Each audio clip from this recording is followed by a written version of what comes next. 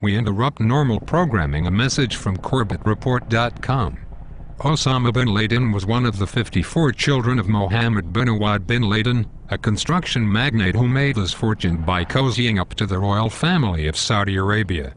The bin Laden family has had an intimate relationship with the upper reaches of global power politics for the past half a century.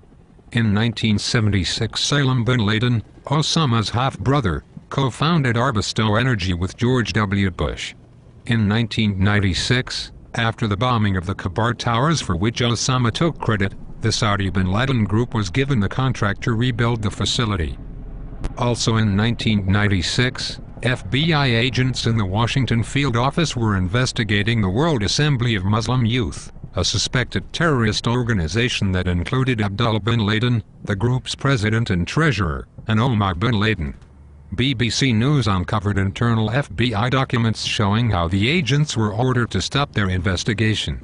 The case was only reopened the week after 9/11 and the day after both brothers fled the U.S. with FBI permission. In 1998, another FBI investigation into the bin Laden brothers, but the bin Laden family had been granted Saudi diplomatic passports in 1996 and thus had diplomatic immunity inside the United States.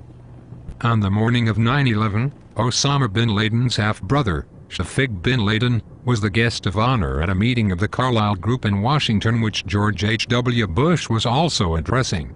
In the days after 9/11, 24 members of the bin Laden family and over 100 members of the Saudi royal family were flown out. No questions. The former head of the CIA Counterterrorism Center, Michael Scheuer, the former head of the CIA bin Laden unit, and the French intelligence service, which released a report 2 days after 9/11 indicating they believed the bin Laden family to be covertly aiding Osama. Nonetheless, the question remains, do the bin Laden family have connections to the highest circles of power? During Operation Cyclone, the U.S. government funded the Afghan Mujahideen in their struggle against the Soviets in the largest covert operation in CIA history. Officially, the CIA's contact was limited to the Afghans themselves, and no funding was given to the so-called Arab Afghans like Osama bin Laden, the Muslims from the Arab world who came to Afghanistan to aid in their fight against the Soviets. In reality, however, CIA funds were being funneled to the ISI, the Pakistani intelligence service that distributed those funds to the Arab Afghans through an organization called MAC, or the Bureau of Services. Osama bin Laden was the one in charge of MAC's finances. This much was admitted by Osama's brother Salim in 1985, who confessed that Osama was the liaison between the U.S., the Saudi government and the Afghan rebels at the time. In 1986, Salim asked the Pentagon for anti-aircraft missiles on Osama's behalf. The former chief of the U.S. Visa Bureau in Jeddah, Michael Springman, has testified that during his time there, he was repeatedly ordered by CIA officials to approve visas for bin Laden's Mujahideen cohorts so that they could be provided training at U.S. military bases. 11 of the 19 alleged 9/11 hijackers would go on to get their visas from the same consulate. FBI whistleblower Sibel Edmonds has admitted that in her time at the FBI she saw proof that the U.S. had maintained a very intimate relationship with bin Laden all the way through the 1990s up to September 11th. The Guardian reported that Osama had traveled to the American hospital in Dubai for kidney dialysis treatment in June 2001. While there, he was visited by the local CIA station chief. When the CIA official later boasted about having met Osama bin Laden, he was promptly recalled to Washington. In a July 2005 article in The Guardian, Robin Cook, the former Speaker of the House of Commons, asserted that the name Al-Qaeda itself actually referred to the database containing CIA assets from the Afghan Mujahideen struggle. Even Osama's alleged responsibility for the 9/11 events has been repeatedly called into question. In the weeks after the attack, the Taliban offered to hand bin Laden over if the U.S. provided proof that he was connected to 9/11. Bush turned the offer down.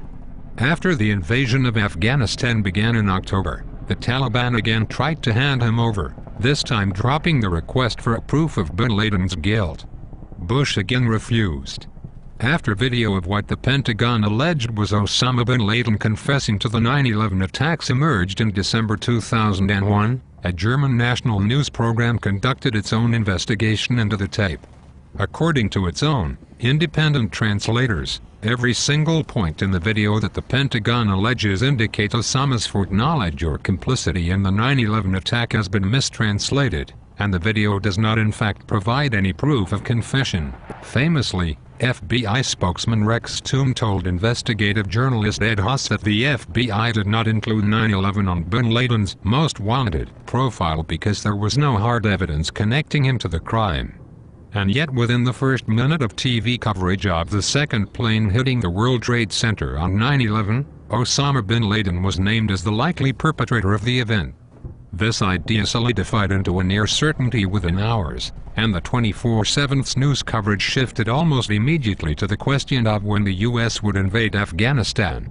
In an interview the day after 9/11, confronted with this tendency of the press to jump to conclusions about Osama bin Laden, ex-CIA station chief Milt Bearden made some unexpected statements about the supposed terrorist mastermind. And now, in May of 2011, after Osama bin Laden has been allegedly tracked down and allegedly shot by a Navy SEAL team, after $1 trillion and 2 wars have been waged in the name of fighting his shadowy, non-existent terror organization, as the very fabric of our society itself has been torn asunder in the never-ending hunt for the terrorist boogeyman under our collective bed, perhaps it is time to ask once again what Osama bin Laden means to us, after all.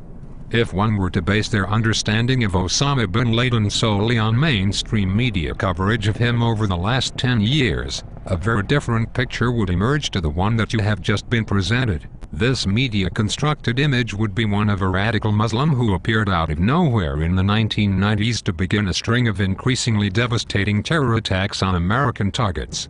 After masterminding the 9/11 attacks in some undefined manner from a cave fortress in the hills of Afghanistan, he supposedly outwitted and outmaneuvered the combined might of the most powerful military and the most technologically sophisticated intelligence dragnet in the history of the world for an entire decade, all the while releasing videos and audio tapes from his secret compound to taunt his would-be captors.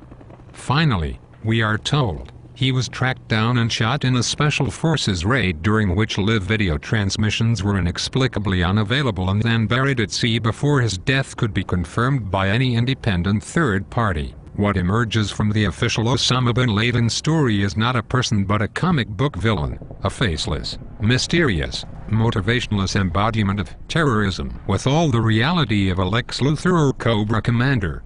His is a powerful myth, made all the more powerful because it has been constructed and promoted by the very politicians and string pullers who claim to be opposing him. Like Orwell's Emmanuel Goldstein, his face can be put before the public from time to time to produce the 2-minute hate, a cathartic projection of anger upon an empty image. We know to hiss when his picture is dangled before us and cheer when we are told he's dead. But always, it is stressed that he is fearsome, that he is ruthless, and that the only way to stop him is to surrender our rights and freedoms.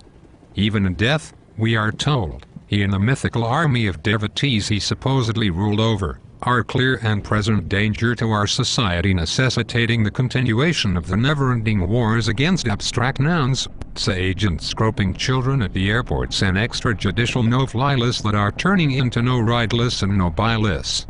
The only thing we can say for certain is that the Osama bin Laden character has now been disposed of in a far-fetched burial story only fitting of his cartoonish myth.